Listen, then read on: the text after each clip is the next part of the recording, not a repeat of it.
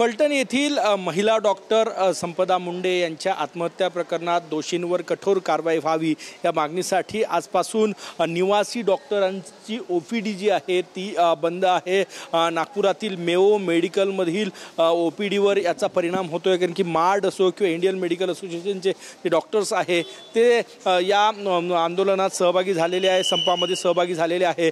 परंतु जे लेक्चरर्स आहे ते OPD सध्या चालवत आहे। आपण हे दृश्य या ठिकाणी बघू शकतो। मी सध्या आहे नागपुरातील मेओ रुग्णालयामध्ये। या इथे रोज हजारोच्या संख्येनं रुग्ण OPD साठी येत असतात।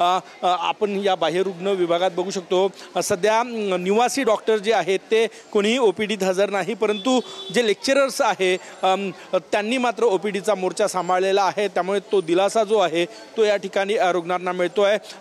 नागपूर मेओ मेडिकल मधील निवासी डॉक्टर्स जे आहेत ते संपावर आहे। संपदा मुंडे आत्महत्या प्रकरणानंतर दोषींवर कठोर कारवाई व्हावी आणि सखोल चौकशी व्हावी या मागणीसाठी हे आंदोलन जे आहे ते या ठिकाणी सुरू आहे आणि आजपासून OPD बंद करण्याचा निर्णय जो आहे तो घेतलेला आहे। लेक्चरर सध्या बाह्य रुग्ण विभाग सांभाळत आहे, परंतु निवासी डॉक्टरांनी बहिष्कार घातलेला आहे। कॅमेरामॅन सचिन सयामसह गजानन माटे, TV9 मराठी, नागपूर।